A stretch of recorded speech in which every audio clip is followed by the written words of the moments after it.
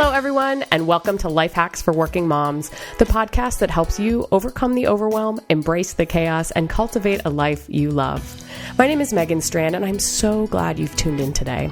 It's December, and this is going to be the last episode of 2014, so I wanted to talk about a subject that, quite honestly, I have a little bit of a love-hate relationship with, and that's the end-of-year process of setting goals.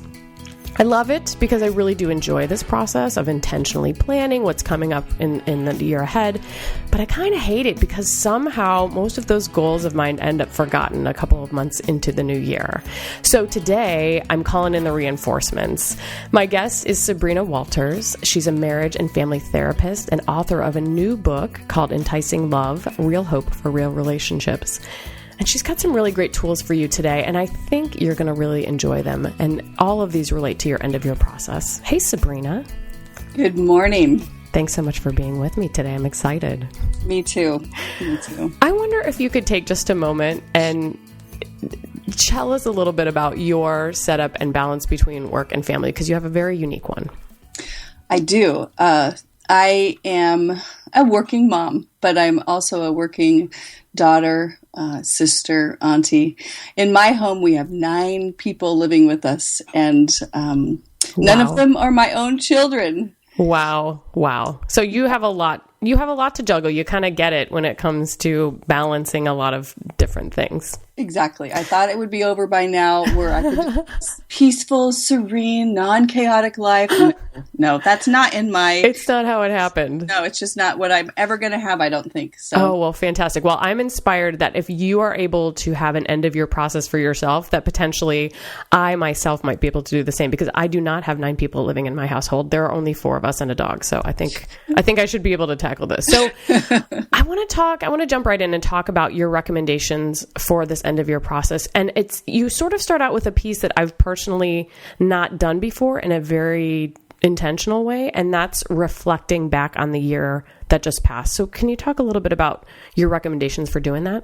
Absolutely. I think before we can look forward to the new year, we really need to look back and say what went well and what didn't go so well, and what were the highs and the lows. It's kind of like sitting around the dinner table. We do this as often as possible at our house. We try to do it once a week at least, but we sit around, and the little ones at our house remind us every time, what are the highs and lows? Everybody, They want to know. And I think unless we look back and find out what are those points in our life where it didn't go so well, and we reflect on why that didn't go so well and what we need to make it go better, then we don't know how to move forward. And then if we also don't celebrate the highs, then we're just not honoring what we've already been through, and we want more of those highs in the future. So how did that happen too? And do you just recommend people do this just based on like a gut, like I'm thinking of the last year, or do you recommend people like take out their calendar and say, what the heck was that? Because I mean, for me, I have a hard time remembering what I did last week, let alone in January of last year. Right.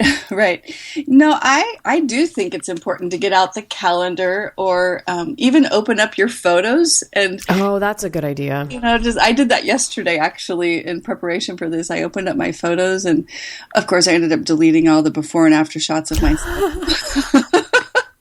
Those are some of the lows I would like to forget. But I loved looking back over my last year, and oh my gosh, I've had so many highs that I forgot about. Little moments. Totally. At the restaurant, celebrating somebody's birthday, and we take a snapshot of, our darling kids or whatever. And it was a really fun journey down memory lane.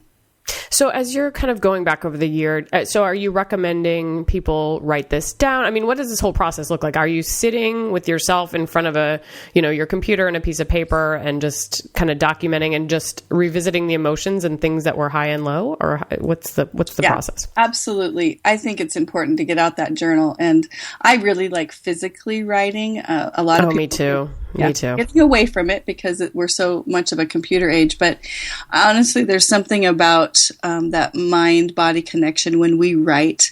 It tunes into our heart a little bit more. So get out that journal and write down some of those highs, and then also write down the lows and why they were low and what was missing in that moment for you that you need moving forward.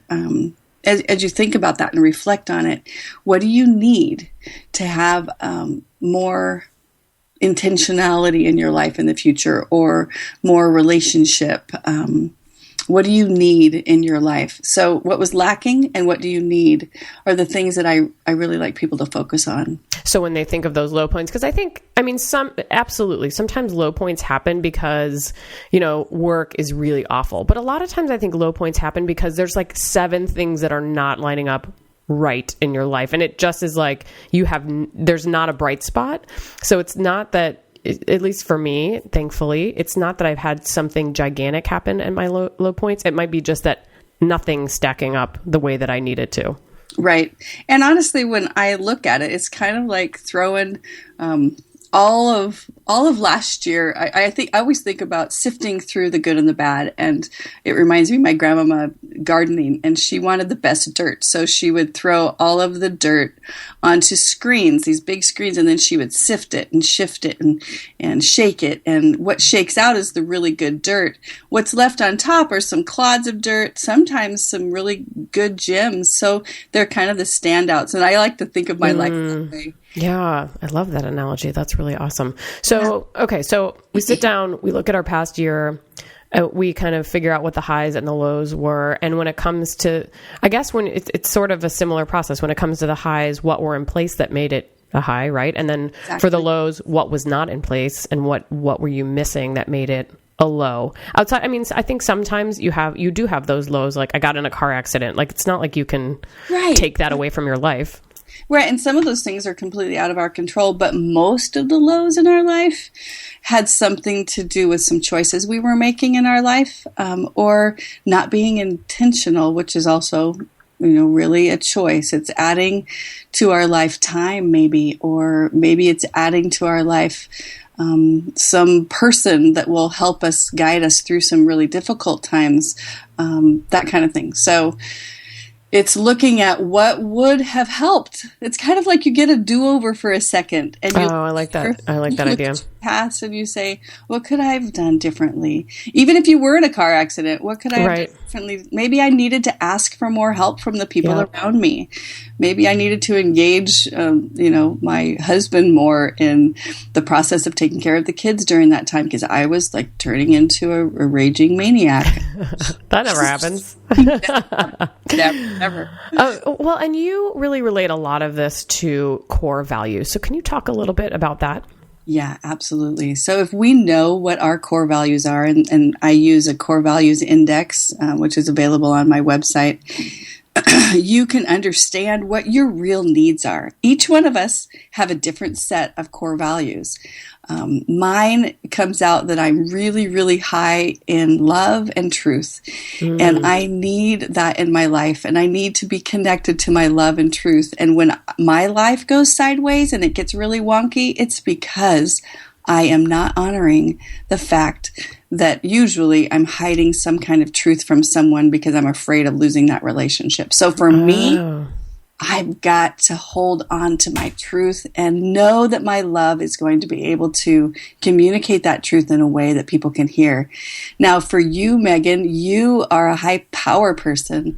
Power and faith, that you believe in what you can do and what you can get done, and you're highly intuitive. Sometimes you may not honor the fact that you have what it takes to get it done. So I don't know. I'm just guessing, but that faith in yourself, or maybe it's just being aware of how that power is encountered by other people, so it really helps to understand. And usually when you shake it out and those clods of dirt are on that screen, you can look back and think, oh, well, yes, for me, it's almost always because I haven't been completely truthful with myself or those around me.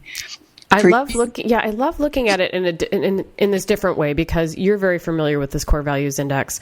I just took this for the first time yesterday. So, I definitely recommend you going to Sabrina's website, and we'll put it in the show notes to take an abbreviated version of this test, but it'll give you a good idea of where your core values are. And it's not that you don't know what your core values are, but it just kind of gives you, and I should also say this only took me, I think it actually took me under 10 minutes. It didn't even take me 10 minutes. Good.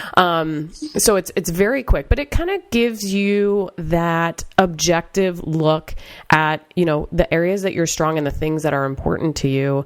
And it kind of like, as I was looking through the description, and there's like a giant long description of each of these areas, I was like, oh yeah, that's why I'm struggling with X, because Y is missing, that they just pointed out right here. It's not that I don't know that, but it's just easier to see it in a more objective term using language that maybe I don't always use. Exactly. Yeah, I love this assessment. And when I'm looking definitely at a year to come and setting goals for myself, I want it to line up in absolute accordance with my core values, because if it doesn't, I am not going to have a happy new year.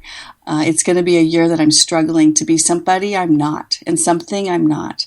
And I want it to be in alignment with my core of who I was created to be, kind of the DNA of my soul.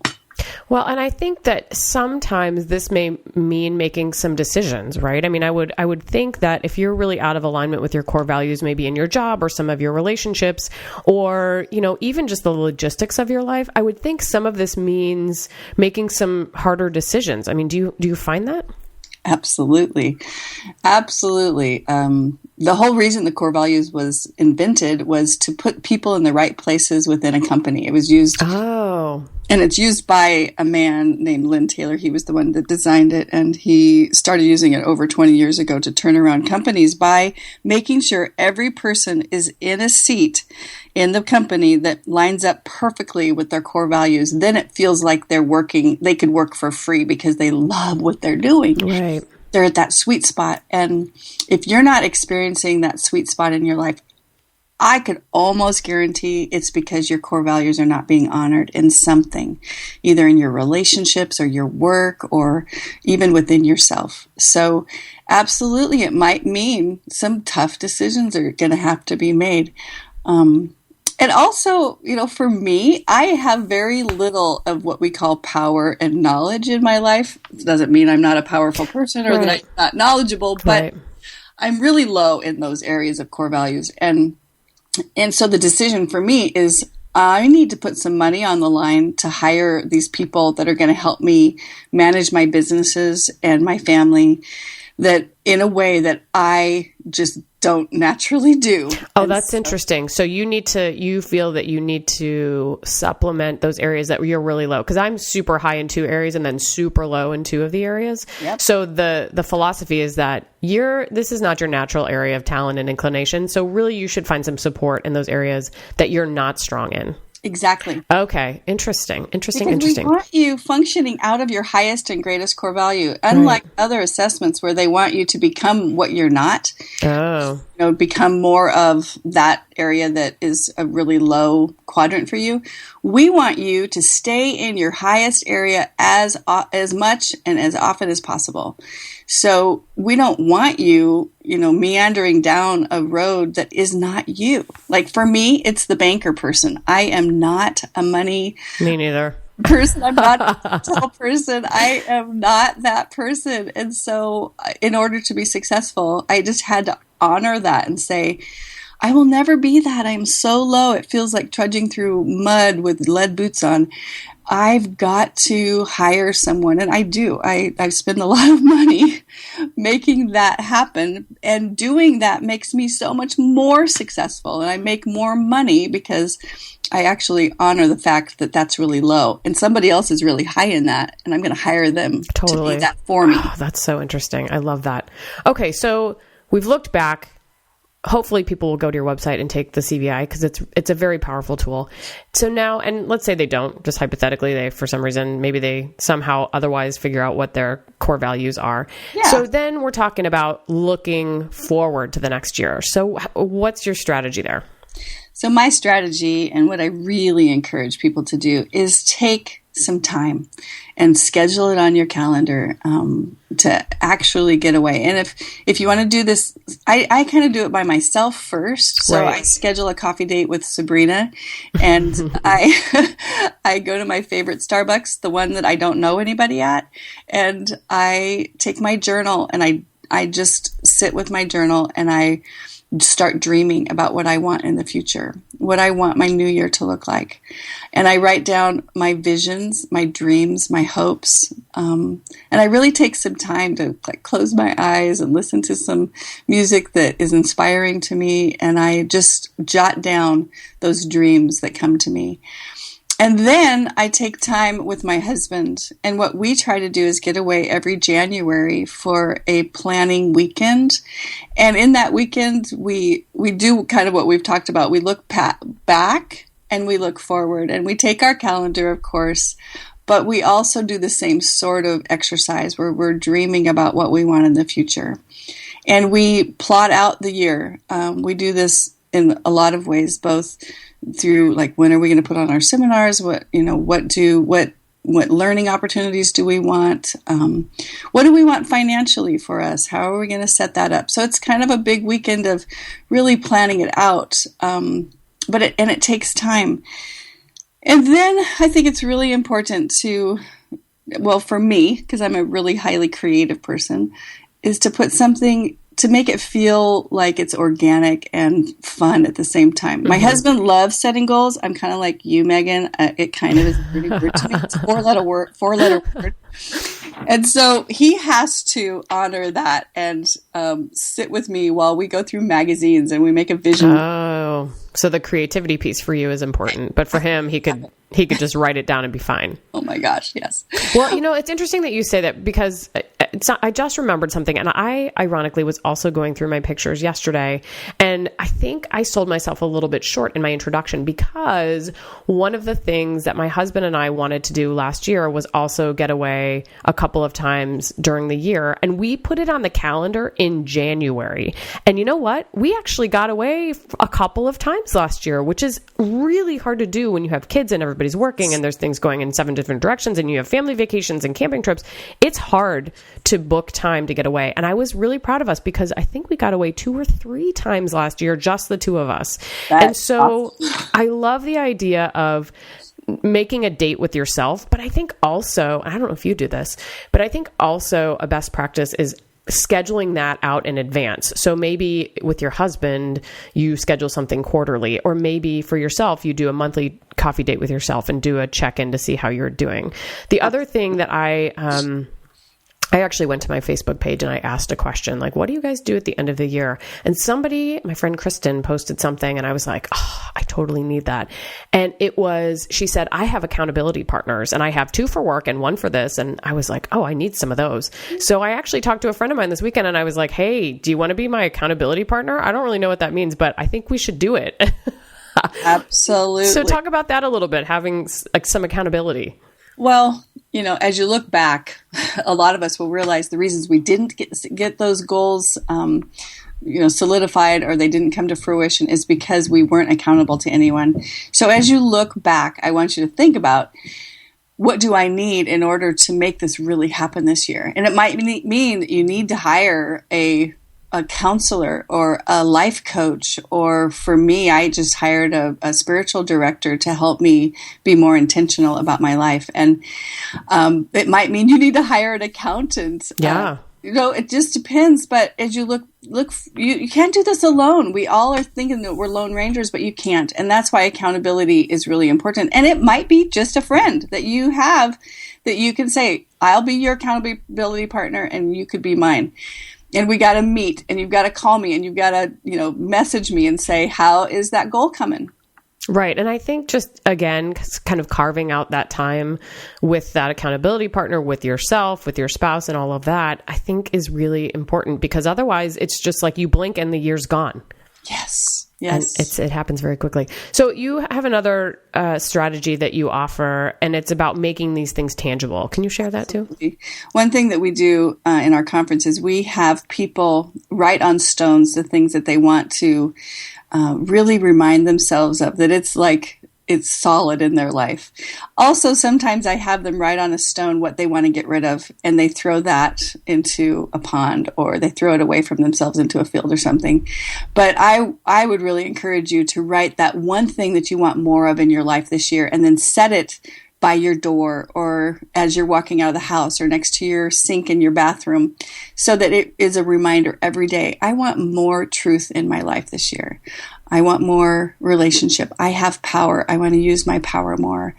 But that word, boil it right down to the absolute greatest need of your life and make it something kind of permanent. It's interesting. I want to hone in on one word that you said, and it's the word one.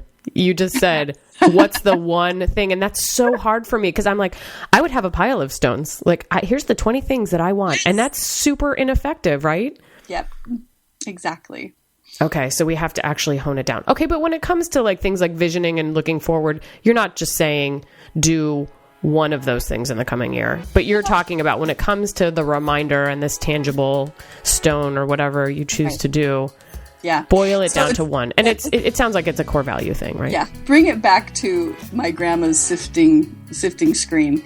We are getting rid of all of the clots, and even some of the jewels that we want in our life. Those are going to be there. They're going to be right there in our garden. But there's this one thing left that we're like, absolutely, this is the one thing that's going to be my mantra for the year. Sabrina, is this a time for wisdom? And what would wisdom look like? That is my stone, actually. Oh, I love that.